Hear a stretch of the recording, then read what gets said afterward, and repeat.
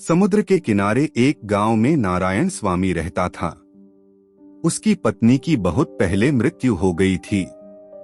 उसके 3 पुत्र थे। घर में धन वैभव की कमी नहीं थी, पर उसके पुत्र बहुत आलसी थे। वे कोई काम नहीं करना चाहते थे। नारायण को इसकी चिंता रहती थी। उसने सोचा, मैं बूढ़ा हो रहा हूँ, इनकी माँ भी नहीं है। अब मैं बेटों का ब्याह कर दूं। ब्याह के बाद हो सकता है कि इन पर जिम्मेदारी आए तो इनका कामकाज में मन लगे। उसने तीनों बेटों का ब्याह कर दिया। संयोग की बात है कि उसकी तीनों बहुएं भी झगड़ालू और कामचोर निकली। न तो वे घर की साफ सफाई करती, न दरवाजे के बाहर रंगोली बनाती, न ही उनका मन खाना बनाने में लगता। बढ़िया सांभर की क्या कहूँ, वे अपने ससुर को समय से दही भात तक खाने को न देती। उनका मन बस सजने संवरने में लगता। अच्छे कपड़े घने पहनना, बालों में गजरा लगाना और पैसों को फिजूल खर्च करना उनकी आदत थी। नारायण यह देखकर चिंतित रहता। इसी चिंता में वह धीरे धीरे बीमार रहने लगा। जब तब उसे खांसी आती। वह घर के बाहर बैठा खांसता रहता। तीनों बहुएं उसकी सेवा करने में आनाकानी करती। तीनों बहुएं अपने पतियों से कहने लगीं कि इस बूढ़े को घर से बाहर ले जाओ। रात भर खांसता है, हमें नींद नहीं आती। नारायण के बेटे अपनी पत्नियों के कहने में आ गए। उन्होंने अपने पिता को गांव से दूर एक सुनसान मंदिर में पहुंचा दिया। अब घर में जिसके जो जी में आता वही करता। उनकी देखा देखी गांव के और युवकों ने भी यही किया। धीरे धीरे गांव में छोटे बच्चे, कुछ नवयुवक और नवयुवतियां ही रह गए। कोई बूढ़ा न बचा। जो बड़े थे वे भी बड़ा कहलाने को तैयार न थे।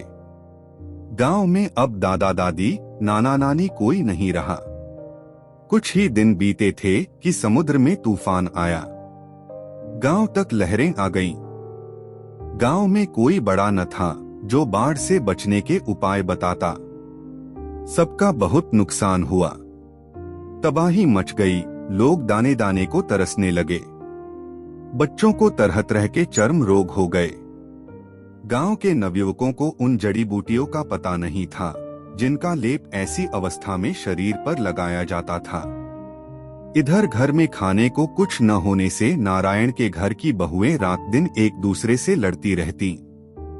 घर में रोज के लड़ाई झगड़े से तंग आकर तीनों लड़कों ने परदेश जाकर धन कमाने की योजना बनाई। तीनों भाई 3 दिशाओं में गए। 6 महीने के बाद अच्छी कमाई करके वे अपने घर की ओर लौटे। रास्ते में एक गांव पड़ा। वहां के लोग खूब प्रसन्न दिखाई दे रहे थे। बूढ़े बच्चे सब साथ साथ एक दूसरे का हाथ पकड़े चल रहे थे। सांभर, इडली, डोसे की सुगंध घर घर से आ रही थी। संयोग से उसी गांव के बाहर तीनों भाई एक दूसरे से मिले और बड़े प्रसन्न हुए।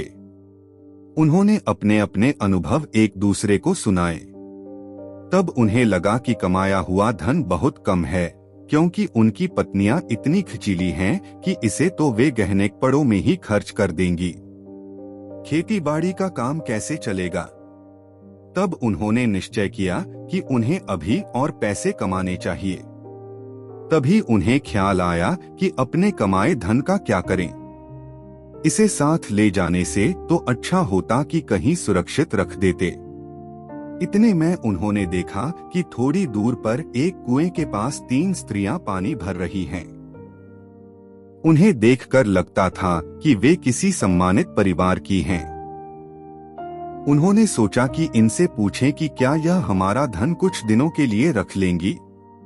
आठ वे उनके पास गए और बोले, बहन, हम आपको जानते तो नहीं क्योंकि हम परदेशी हैं।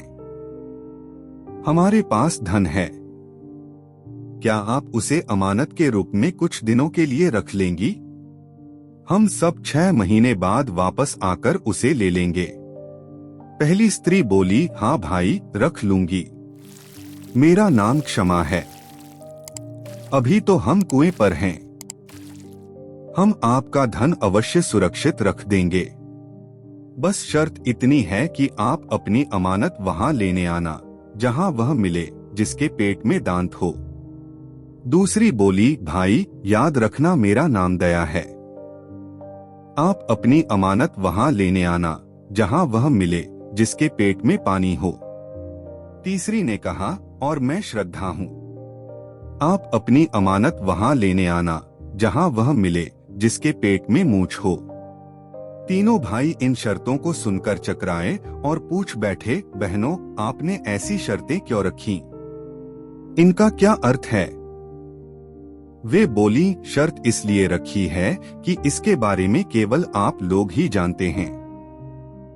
हमें विश्वास रहेगा कि अपना धन आप लोग ही लेने आएंगे।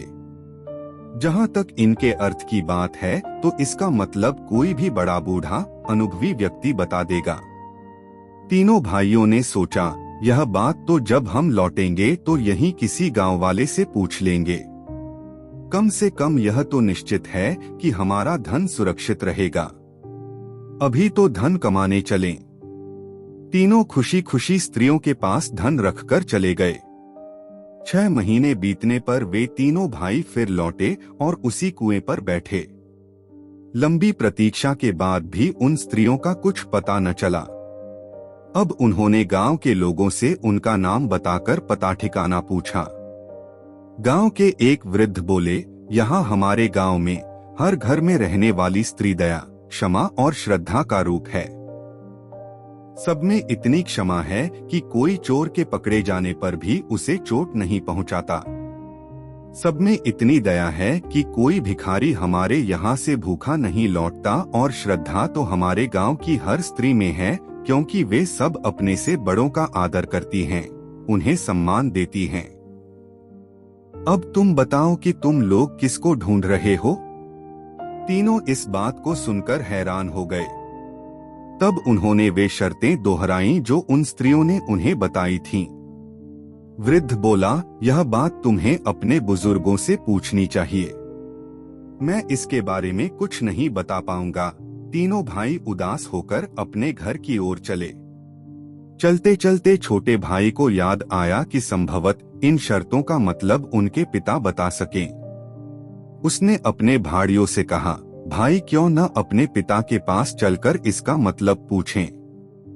बड़ा भाई बोला, हमने पिता के साथ अच्छा व्यवहार तो किया नहीं है, अब किस मुंह से उनके पास जाएं? बीच वाले ने कहा, भूल किससे नहीं होती, हमें अपने पिता के पास चलने में कैसी शर्म, चलो चलते हैं। वे तीनों अपने पिता के पास मंदिर में पहुंचे।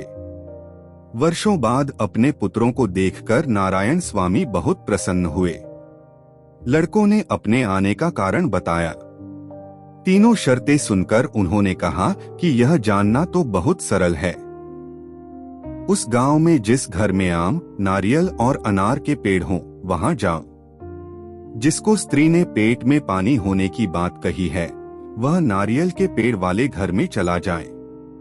जिसको पेट में दांत होने की बात कही है, वह अनार के पेड़ वाले घर में चला जाए। जिसको पेट में मूंछ के लिए कहा है, वह आम के पेड़ वाले घर में चला जाए।